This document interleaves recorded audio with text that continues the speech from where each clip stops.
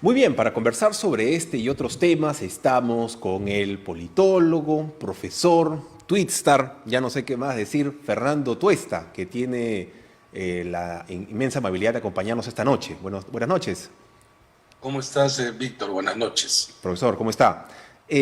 Bueno, quisiera empezar preguntándole lo obvio, ¿no? ¿Cómo interpreta usted este movimiento tan grave que ha terminado con la censura de la presidenta del Congreso y con todas estos fraccionamientos en los partidos de derecha, de oposición? Mira, este es un audio que probablemente, sobre una reunión que probablemente se produzca en varios otros partidos. Esto de que el jefe, líder del partido, coordina con sus congresistas y probablemente pida, exija, etcétera, no debe ser nada nuevo. Sin embargo, esto ocurrió y sabemos que por dentro de APP. Y eso tiene que ver también con la cohesión pues, del partido, ¿no? Un partido que tenía 15 congresistas, ahora tiene 9, se han ido 6 en alrededor de 13 meses de mandato. Más o menos nos da cuenta de un partido que a su vez está partido y que a su vez eh, ha reclutado socios más que miembros, digamos, coherentes, conspicuos de esta agrupación, que ha perdido mucho, porque de ninguna manera va a haber otro de APP en la cabeza del Congreso, que con tanto esfuerzo lograron labrar una suerte de coalición que se partió rápidamente. Hay que recordar que la propia elección de esta mesa directiva, de los 4 llevan 2 que han sido cambiados o serán cambiados, ¿no? Esta es la mesa directiva, digamos, con mayores problemas y fisuras que no vemos hace mucho tiempo, pero que da cuenta también de lo que es el Congreso, ¿no? Un Congreso en donde 33 congresistas ya cambiaron de bancada, donde de 9 bancadas ahora tenemos 13, donde hay congresistas que no tienen bancadas. Es decir, así como hablamos del Ejecutivo que cambia muchos ministros, bueno, en el Congreso estamos viendo absolutamente lo mismo, ¿no? Es una derrota política indudablemente de Alianza para el Progreso. Y qué duda cabe que más allá de si consiguen o no a alguien de sus propias filas, el oficialismo ha resultado ganador por este primer tramo de una de los cuantos episodios de la relación entre Ejecutivo y Legislativo. Profesor, esta teoría, esta versión que está manejando Alianza para el Progreso, quisiera saber usted que tiene tantos años de experiencia, ¿qué piensa, no? Para Alianza para el Progreso, esto se trataría de una conspiración orquestada por el Ejecutivo que ha utilizado, ha manipulado a la congresista Heidi Juárez, quien ha sido la señalada, ¿no? Como la persona que supuestamente grabó estos audios con la intención de quebrarlos, pero no queda claro cuál sería el motivo principal, ¿no? ¿Qué sería exactamente lo que ganaría particularmente Pedro Castillo y su gobierno? ¿Qué opina al respecto? Bueno, lo que ha ganado el gobierno es un enemigo, porque Alianza para el Progreso no era una agrupación de oposición radical, era tornasolado, ¿no?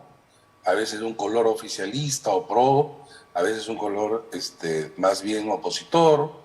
Sabemos que el mismo César Acuña se ha dicho y desdicho en relación al gobierno en múltiples oportunidades, pero con esto yo no creo que digamos, esta estrategia supuesta que es conspirativa puede haber realizado de manera así, tal cual lo señala Alianza para el Progreso. De hecho, debe haber descontento en la bancada, algunos de ellos han filtrado esta grabación, se le atribuye a esta congresista que dice que en realidad no ha sido, peor si no ha sido ella, porque en realidad el supuesto topo, que vamos a decir se le llama, todavía va a quedar entre los suyos. Pero lo que Alianza para el Progreso no logra y no puede, así quisiera, no puede defender lo que allí se discutió, es decir, el contenido de la conversación, ¿no? y esto le está trayendo, repito, un serio golpe para empezar, de la presidencia de la mesa directiva del Congreso. Y es el capital político que ellos tenían, pues, a nivel nacional, ¿no? Y repito, de una bancada que se iba desmoronando, y ya sabemos el número a que se ha reducido. Y ahora, ¿usted piensa, conociendo la manera en la que funciona el electorado y sobre todo lo popular que puede llegar a ser Alianza para el Progreso en otras regiones? Yo he visto que algunos analistas, ¿no?, dicen, bueno, este es un golpe bastante duro para César Acuña y su candidatura, que probablemente pues ya se fue al tacho, ya terminó. ¿Realmente puede pasar eso? ¿Realmente este tipo de filtraciones o este tipo de crisis podría afectar a la candidatura de César Acuña al gobierno regional de La Libertad? No creo. Si esto fuera una competencia presidencial, quizá, pero a nivel regional, en casi ninguna región hay candidatos totalmente probos y autoridades de la misma naturaleza. En elecciones regionales y municipales, digamos, las motivaciones del voto son de otra naturaleza. No quiero decir que no existan algunos votantes de la región que al ver esto se desengañen, ¿no?, y voten o dejen de votar por él. Pero realmente no creo que esto sea así. Una cosa es cómo se siente desde Lima y otra cosa cómo se sienten en regiones. Y en La Libertad, César Acuña ha invertido de todo, de todo. Y esa inversión, que es una inversión de un tiempo relativamente importante, ha contribuido a tener un nivel de consolidación de su poder muy amplio, o sea, y utilizando todos los recursos, ¿no?, desde plata como cancha, para empezar. Y además no es la primera vez que se le escucha un audio de este mismo estilo a César Acuña. Es decir, no estamos descubriendo algo nuevo, estamos descubriendo algo más de lo que ya nos tiene acostumbrado. Estamos viendo la reincidencia, ¿no? Porque es la misma figura del audio del Plata como cancha, como usted bien recuerda. Ahora, hay que recordar, dicho sea de paso, que él fue sí, excluido en las elecciones del 2016 por entregar dinero, ¿no? La famosa exclusión por dádivas que ocurrió en el año 2016 con el candidato a la presidencia de la República. era un dinero a un mercado para un muro de contención, si no me equivoco, ¿no?, que terminó Así con su es. exclusión. Profesor, ahora que se ha dado finalmente esta crisis en Alianza para el Progreso, que como usted bien recuerda, ha terminado pues partiendo la bancada, que básicamente, no sé si usted coincide conmigo en esto, pareciera que todo ese tiempo simplemente ha estado siendo utilizada como material de campaña, ¿no? O simplemente como una pieza más de toda esta maquinaria que él utiliza para llegar al gobierno regional. Pero tengo una duda, ¿no?, personal, que me gustaría aprovechar con usted. En uno de los audios, César Acuña dice, tenemos que ganar de todas maneras el gobierno regional de La Libertad porque en particular esta región representa una decisión de vida o muerte para el partido. Básicamente, si perdemos La Libertad, Alianza para el Progreso ya fue, ya desaparece. ¿A qué se refiere exactamente con eso? No, quizá está también exagerando un poco y para ocasionar mayor presión a sus congresistas, pero no le falta razón al decir que perder La Libertad sería un duro golpe, porque finalmente Alianza para el Progreso nace también en La Libertad, como nació el APRA, y cuando el APRA pierde La Libertad, justamente a manos de Acuña hace algunos años, donde se dice incluso que Alan García lloró, porque La Libertad, y en particular Trujillo es cuna, ahí nació Ayala Torres, emblemático, el Sólido Norte, que nunca había perdido el APRA, comenzó a perder, y ya de manera seguida con, digamos, el poder político y electoral que tiene Acuña en esa región. Perder allí es perder, repito, un bastión muy importante. Pero hay que recordar que el partido que más éxito electoral ha tenido en elecciones regionales y municipales es Alianza para el Progreso, al lado de Acción Popular y Somos Perú. son los partidos que han tenido, para empezar, para estas elecciones tienen también el mayor número de candidatos. Pero el centro de gravitación política es pues la libertad, ¿no? Profesor, otro tema que quería aprovechar para hablar con usted está relacionado a la reforma política, ¿no? Sobre todo que usted ha sido presidente de la Alta Comisión de Reforma Política. Primero quisiera preguntarle, me imagino que usted está al tanto de todas estas excusas que dan algunos congresistas que dicen, bueno, nosotros estamos a favor de la vacancia, no estamos apoyando el adelanto de elecciones porque primero se tiene que hacer una reforma, ¿no? Primero tenemos que aprobar algunas medidas para poder mejorar las reglas del juego, pero estos partidos son precisamente no solo los que han evitado que se lleve a cabo una verdadera reforma política, sino que han congelado los pocos avances que se tenían, ¿no? Hace unos días recuerdo perfectamente que Iván La Negra publicó un tuit diciendo cuál era el estado de todas estas pequeñas reformas políticas que se habían logrado, ¿no? Las elecciones primarias congeladas, el tema del control de financiamientos congelado. ¿Cuál es su apreciación con respecto a ese tema? Bueno, la verdad que el paquete que nosotros presentamos y que fue, digamos, y que alrededor de él se discutió en el Congreso de la República entre el 2019 y 2020, se avanzó solamente una parte, ¿no? ¿Qué queda de eso? Paridad de alternancia de las listas, la circunscripción de peruanos en el exterior, queda el tema de la prohibición para que los candidatos que tengan sanciones en primera instancia por delitos dolosos no puedan postular, a cambio de la Constitución. Eso es lo que se aprobó, pero también se aprobó las elecciones primarias, pero se suspendieron en 2 oportunidades. Y eso no les gusta a los congresistas. Y probablemente si tienen la oportunidad la van a eliminar, ¿no? Sería una ley no nata. En todo caso, solamente esto se avanzó y faltó mucho más. Perdón, faltaba una. Las condiciones para la inscripción de un partido político. Eso es lo que se avanzó. Pero faltó, repito, gran parte del paquete importante para empezar la famosa bicameralidad, que tiene a su vez efectos y modificaciones en ámbitos que van desde el propio Congreso, el diseño del Congreso, como las relaciones ejecutivo-legislativo.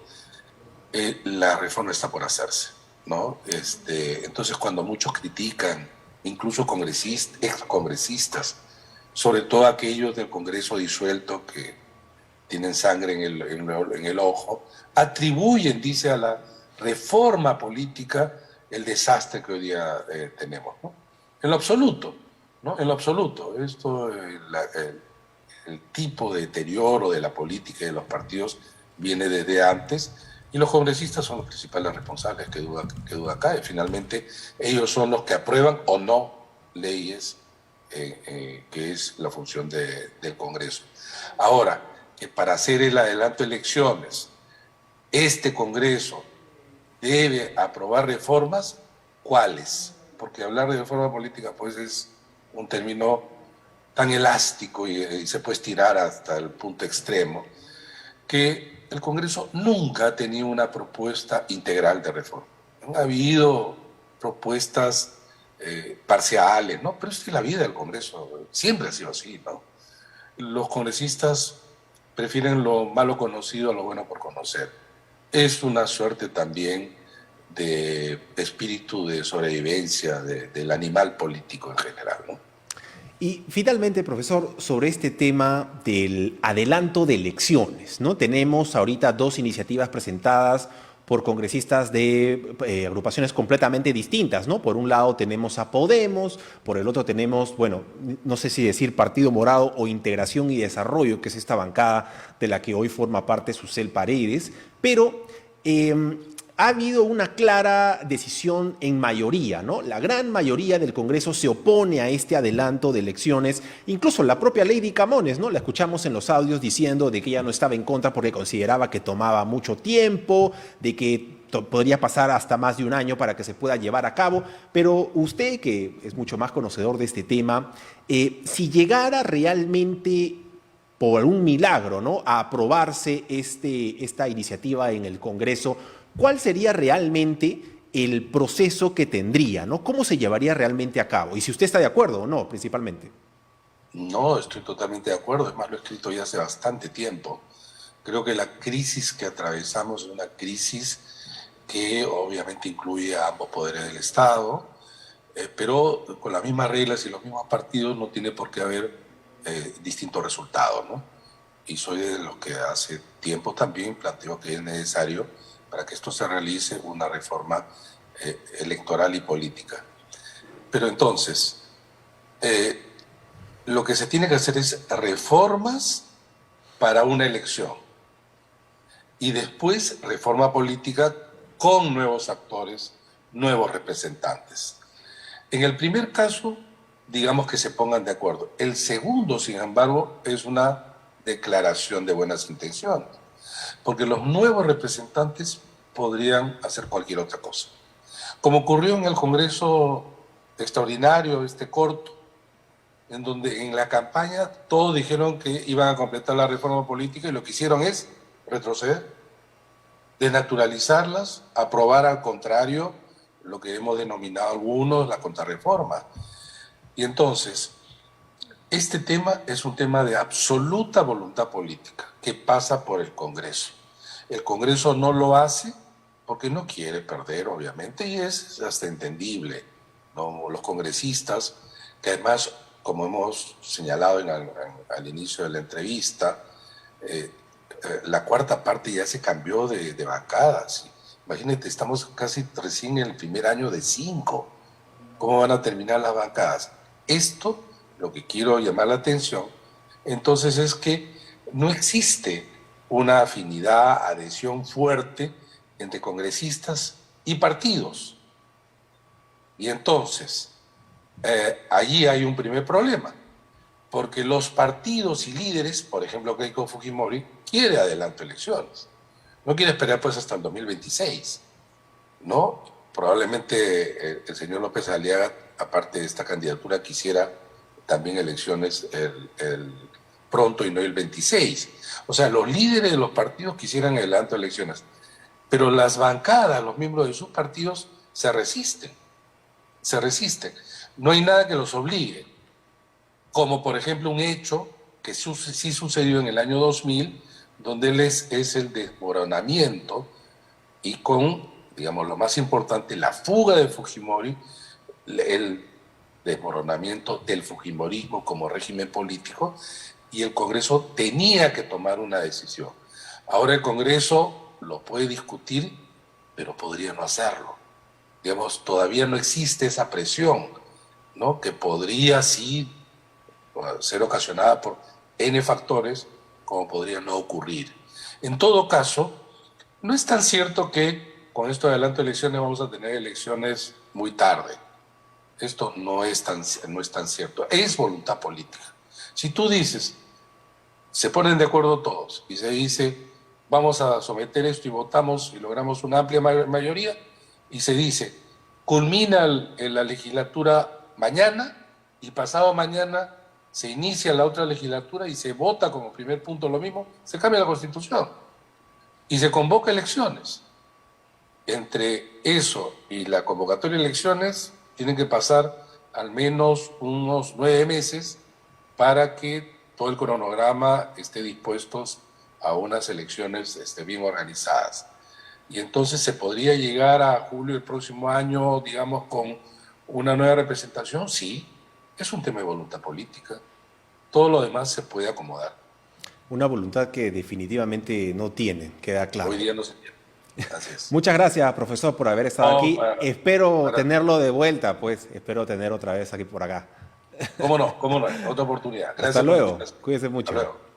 Vamos a una pequeña pausa y regresamos con más.